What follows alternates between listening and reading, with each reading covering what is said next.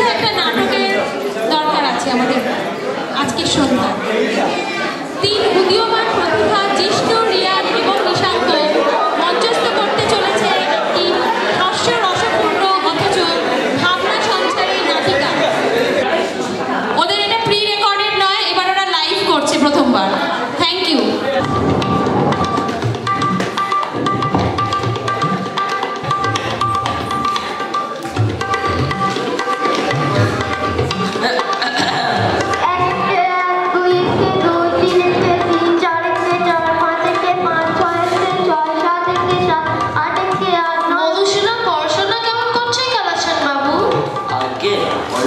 অত্যন্ত দুষ্টু পথে, কিন্তু পড়াশোনা খুব মজবুত।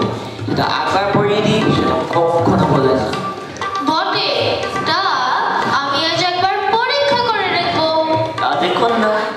কাল মাস্টার মশাই এমন মার মেরেছিল যে আজও কিন্তু চচ্চড় করছে। আজ সব তুলবই তুলবো, ওকে আমি তাড়াবো। কেমন রে মতো পুরনো পড়া সব মনে আছে তো? মাস্টার মশাই যা বলে দিয়েছে সব মনে আছে। আচ্ছা, উদ্ভিদ কাকে বলে বল দেখি? যা মাটি পড়ে ওঠে। একটা উদাহরণ দে। কেন কেঁচো? কি বলি? রসুন মশাই, এখন কিচ্ছু বলবেন না। তুমি তো পণ্যপাঠ করেছো। আচ্ছা, কালারে কি ফোটে বল দেখি?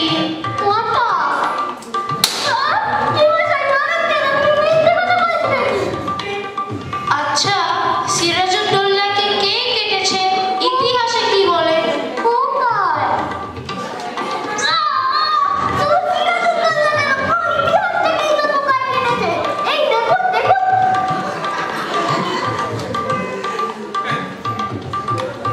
ব্যাকরণ মনে আছে?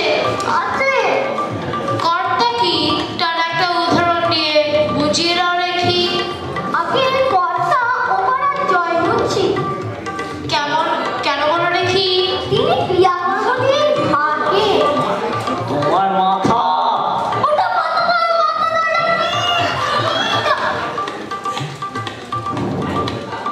অঙ্ক শিক্ষা হয়েছে? তোমাকে 6:30 সন্দেশ দিয়ে বলে দেওয়া হয়েছে যে 5 মিনিটে সন্দেশ দিয়ে যত সন্দেশ বাকি থাকবে তোমার ছোট ভাইকে দিতে হবে। একটা সন্দেশ খেতে তোমার 2 মিনিট লাগে। কত সন্দেশ তুমি তোমার ভাইকে দেবে? একটাও নয়। কেমন করে? দিতে পারবো না, সবগুলো খেয়ে ফেলবো। আচ্ছা, একটা বট গাছ যদি প্রতিদিন 1 ইঞ্চি করে উঁচু হয়, তাহলে পরের বছরের বৈশাখ মাসের মধ্যে কত উঁচু হবে? যদি সে গাছটা বেঁকে যায় তাহলে বলতে পারবো না।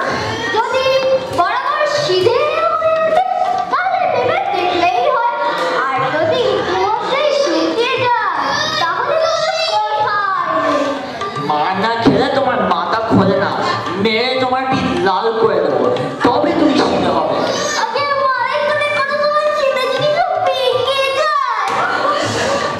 কালেকশন বাবু, ওটা আপনার ভ্রম।